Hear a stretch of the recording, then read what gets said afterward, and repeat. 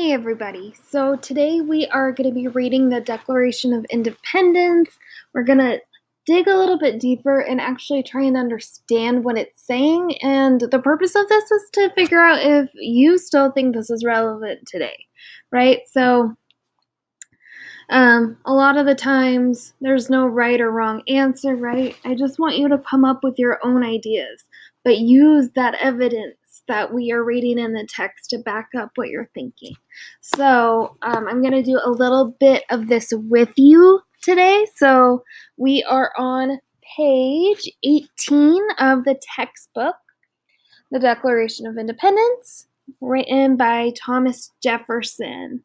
Okay, we also over here, not over there, over here, have a first read guide. So as we read this through the first time, we're going to fill this out. So get this open if you haven't done that already and write your name.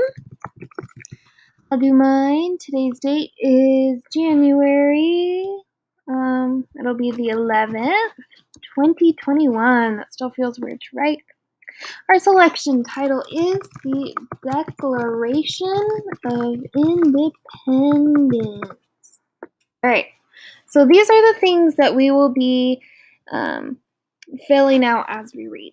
So notice the general ideas of the text. What is it about and who is involved? We're also going to annotate by marking vocab and key passages you want to revisit. So yes, you can write directly in your book, or you can just make a little note in here as well. Then you're going to connect ideas within the selection to what you already know and what you have already read, your prior knowledge. What do you know in your life? What can you connect with that? And then lastly, respond by completing the comprehension check and by writing a brief summary of the selection. We're going to do that after we do our close read, and we'll do that later. So we don't have to worry about this respond box as we go through our first read. We're just noticing, annotating, and then connecting. Okay? So we are going to read this. The background isn't on here, but I'm just going to read it because I have my textbook open and it'll be on your textbook on page 18. So we're background. The Continental Congress was formed in 1774 by the American colonies to coordinate resistance to British laws considered by most colonists to be unfair. In the summer of 1776, after about a year of war against Britain, representatives met to consider an official break with Britain. Right? So the king was still basically taxing them. Remember the no taxation without representation, all of this tea tax. And the king was basically just taking all of their money, and they were sick of it and just wanted to be separated from Britain, right? So this is what they wrote in response to that. They're declaring their independence from Britain here, okay? And just notice how the paragraphs are numbered too, so that'll help you in your chart. Number 1, the unanimous declaration of the 13 United States of America. Remember, there were 13 original colonies. When, in the course of human events, it becomes necessary for one people to dissolve the political bands which have connected them with another, and to assume among the powers of the earth the separate and equal station to which the laws of nature and nature's God entitle them, a decent respect to the opinions of mankind requires that they should declare the causes which impel them to the separation. So if you don't know what some of the words mean, like impel, for instance, or let's see, I don't know.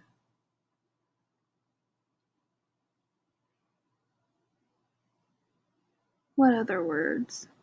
Maybe dissolve or any other words you might not be sure of, just underline them in your textbook. Or, sorry, I keep going to my email. Or we can write it right here. So I'm going to write impel, because that's a interesting one, okay? Paragraph 3.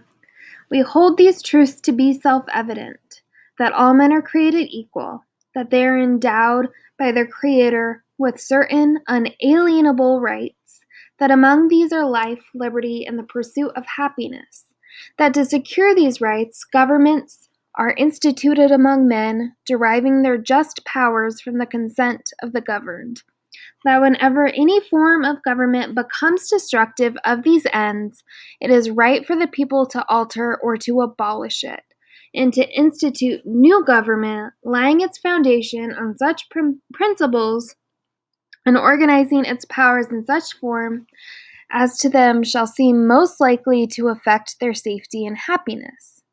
Prudence, indeed, will dictate that governments long established should not be changed for light and transient causes. And accordingly, all experience has shown that mankind are more disposed to suffer while evils are sufferable, than to right themselves by abolishing the forms to which they are accustomed. Okay, so let's just pause there because this is like a super duper long paragraph. So, first of all, we had unalienable in our vocab last week, so we should know what that means now. But I'll just show you real quick. Impossible to take away or give up. Okay. Among these are life, liberty, and the pursuit of happiness. I've heard that before, right? So, in my connect, life, liberty, and the pursuit of happiness. And then we're going to do some noticing in this paragraph. So again, the general ideas of the text. What is it about and who is involved? So this is basically saying that it is the right of the people to change or abolish their relationship with England and to institute their own government, laying its foundation on such principles and organizing its power in such form as to them shall seem most likely to affect their safety and happiness. So this is going to affect the people in the colonies. Might as well come from the people, right? For the people, by the people, if you've heard that one before, or by the people, for the people. So right here, I'm going to say it is in the best interest of those living in the colonies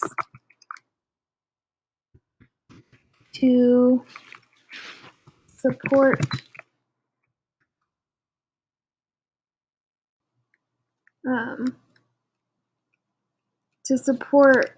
creating a new government and separate from the king. Okay. Make sure you're writing this with me. I want you to have a really good example of what I'm looking for with these types of things, okay? Let's see. As to them shall seem most likely to affect their safety and happiness. Prudence, indeed. Prudence is a word that I don't hear very often. I'm going to write this down in my annotation. This is something I want to revisit, okay? Will dictate that governments long established should not be changed for light and transient causes, right? It shouldn't be changed just willy-nilly. And according all experience hath shown that mankind are more disposed to suffer while evils are sufferable, than to right themselves by abolishing the forms to which they are accustomed. But when a long train of abuses and usurpations, so basically saying that they're getting the short end of the stick by the king, right? Pursuing invariably the same object evinces a design to reduce them under absolute despotism. That's a good word too. Oh my gosh, I always go back to my email. So despotism. Okay? And feel free to pause me whenever you want. I know this is kind of a long one, but I really wanted to give you an example and work through this with you. Okay? It is their right, it is their duty to throw off such government. I like that. It is their duty. So they feel like they need to do it. I'm actually going to put that and my annotations as well. It is their duty. And that is from paragraph 3. Okay.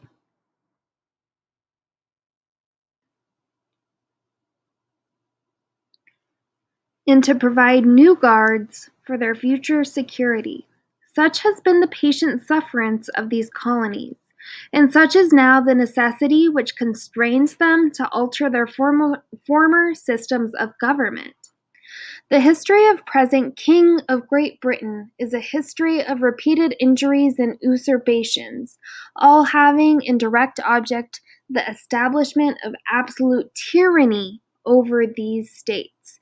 To prove this, let facts be submitted to a candid world. So again, I'm going to pause here, and in my notice, I'm going to say King equals tyrant, right? So remember, these guides are just notes, so I can refer back if I need to, okay? So, paragraph 4, and we're on page 19. If you got lost, I know my online book looks a little bit different than yours, but we're on page 19. I also have that textbook open. Let's see. He has refused his assent to laws the most wholesome and necessary for the public good. Again, assent was one of our vocab words last week. He has forbidden his governors to pass laws of immediate and pressing importance unless suspended in their operation till his assent should be obtained, and when so suspended, he has utterly neglected to attend to them. Okay? So I like that. Neglected.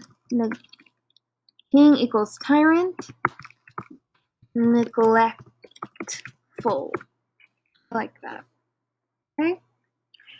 He has forbidden his governors to pass laws of immediate and pressing importance, unless suspended in their operation till his assent should be obtained, and when so suspended, he has utterly neglected to attend to them. Okay? Paragraph 6. He has refused to pass other laws for the accommodation of large districts of people, unless those peoples will relinquish the right of representation in the legislature, a right inestimable to them and formidable to tyrants only. So they're feeling like their ideas and thoughts are not being represented in Congress, okay? He has called together legislative bodies at places unusual, uncomfortable, and distant from the depository of their public records, for the sole purpose of fatiguing them into compliance with their measures. He has dissolved representative houses repeatedly for opposing with manly firmness his invasions on the rights of the people. He has refused for a long time after such dissolutions to cause others to be elected whereby the legislative powers, incapable of annihilation, have returned to the people at large for their exercise, the state remaining in the meantime exposed to all the dangers of invasion from without and convulsions within. He has endeavored to prevent the population of these states, for that purpose obstructing the laws for naturalization of foreigners, refusing to pass others to encourage their migrations hither, and raising the conditions of new appropriations of lands. So I want to get into this paragraph a little bit. So let's reread it again just so we understand what it's saying. So he has endeavored, so he has tried to prevent the population of 13 colonies for that purpose, stopping the laws for naturalization of foreigners, so basically becoming a citizen, not letting them pass others to encourage their migrations hither, so not letting other people migrate to America, and raising the conditions of new appropriations of land. So basically changing how people can get lands, even though in my opinion this is a little bit hypocritical, because to have land in America, even when it changed, you had to be a white rich male anyway. So If you have anything to annotate with this paragraph, I suggest you do so. I would probably put right here, king, tyrant, neglectful, makes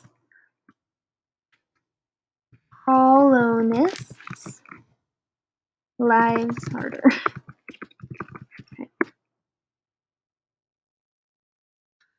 So we are now on page 20 of your textbook. I am going to read this, just the rest of it straight up. If I feel like there needs to be any explaining, I will explain. But I want you to go through and finish this chart on your own. Remember, notice general ideas. What is it saying? A little bit of a summary. Annotate vocab in passages you want to revisit. And connect ideas within the selection to what you already know, things that you've heard before. Okay. All right, so again, I'm just going to read this and pause me as you go so you can continue filling out this chart. At least have a couple more bullet points for each of these three. All right. So top of page 20, paragraph 11. He has obstructed the administration of justice by refusing his assent to laws for establishing judiciary powers. So like a judge, a judiciary power. He has made judges dependent on his will alone for the tenure of their offices and the amount of payment of their salaries. He has erected a multitude of new offices and sent hither swarms of officers to harass our people and to eat out their substance. Ooh, I like that a lot. And eat out their substance. What a really interesting line. Okay, so I would almost write this in my annotation. Okay. He is kept among us in times of peace, standing armies without the consent of our legislatures. So again, legislatures are like actually the people from America. They just feel like there's no representatives of people who are living in America. It's only people in Britain who are making any decisions. He is affected to render the military independent of and superior to the civil power. He has combined with others to subject us to a jurisdiction foreign to our Constitution and unacknowledged by our laws, giving his assent to their acts of pretended legislation, for quartering large bodies of armed troops among us, for protecting them by a mock trial, so a fake trial, from punishment for any murders which they should commit on the inhabitants of these states, for cutting off our trade with all parts of the world, for imposing taxes on us without our consent. So again, I'm just going to write right here, no taxation without representation. Write that imposing taxes under connect. For depriving us, in many cases, of the benefits of trial by jury, for transporting us beyond the seas to be tried for pretended offenses, for abolishing the free system of English laws in a neighboring province, establishing therein an arbitrary government, and enlarging its boundaries so as to render it once an example and fit instrument for introducing the same absolute rule into these colonies, for taking away our charters, abolishing our most valuable laws, and altering fundamentally the forms of our government, for suspending our own legislatures and declaring themselves invested with power to legislate for us in all cases whatsoever. He has abdicated government here by declaring us out of his protection and waging war against us. He has plundered our seas, ravaged our coasts, burned our towns, and destroyed the lives of our people. He is, at this time, transporting large armies of foreign mercenaries to complete the works of death, desolation, and tyranny, already begun with circumstances of cruelty and perfidy scarcely paralleled in the most barbarous ages, and totally unworthy the head of a civilized nation. He has constrained our fellow citizens taken captive on the high seas to bear arms against their country, to become the executioners of their friends and brethren, or to fall themselves by their hands. He has excited domestic insurrections among us, and has endeavored to bring on the inhabitants of our frontiers, the merciless Indian savages, whose known rule of warfare is an undistinguished destruction of all ages, sexes, and conditions. All right. So, again, in this paragraph, they're saying the king, when they say he, has excited domestic insurrections among us, and he has tried to bring on inhabitants of our frontiers. The merciless, so without any mercy, the natives, who are known rule of warfare, who are just fighters apparently, and is an undistinguished destruction of all ages, sexes, and conditions. So, if you don't like that, because I don't, in my annotations, what paragraph is that? Paragraph 30. I'm going to write paragraph 30.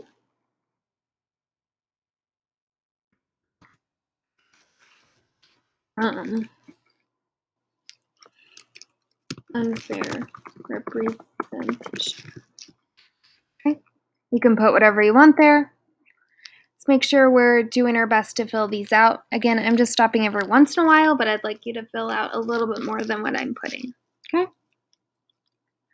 In every stage of these oppressions, we have petitioned for redress in the most humble terms. Our repeated petitions have been answered only by repeated injury. A prince whose character is thus marked by every act which may define a tyrant is unfit to be the ruler of free people. Nor have we been wanting in attentions to our British brethren. We have warned them from time to time of attempts by their legislature to extend an unwarrantable jurisdiction over us. We have reminded them of the circumstances of our emigration, right? So emigration was when you leave somewhere, immigration was when you come into somewhere. In settlement here. We have appealed to their native justice and magnanimity. Some of these words are difficult to say.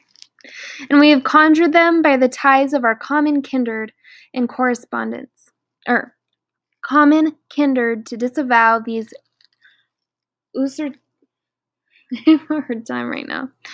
usurpations which would inevitably interrupt our connections and correspondence. They too have been deaf to the voice of justice and of consanguinity. We must, therefore, acquiesce in the necessity which denounces our separation, and hold them, as we hold the rest of mankind, enemies in war, in peace, friends. We, therefore, the representatives of the United States of America, in general, Congress assembled, appealing to the Supreme Judge of the world for the rectitude of our intentions, do in the name and by authority of the good people of these colonies, solemnly publish and declare that these united colonies are, and of right, ought to be free and independent states, that they are absolved from all allegiance to the British Crown, that all political connections between them and the state of Great Britain is and ought to be totally dissolved, and that as free of the independent states, they have full power to levy war, conclude peace, contract alliances, establish commerce, and to do all other acts and things which independent states may of right do. And for the support of this declaration, with a firm reliance on the protection of divine providence, we mutually pledge to each other our lives, our fortunes, and our sacred honor. The 56 signatures on the declaration appear in the positions indicated. And these are all the people. So, go ahead and finish filling this out. We can think of our main idea, right? What is our main idea of this passage?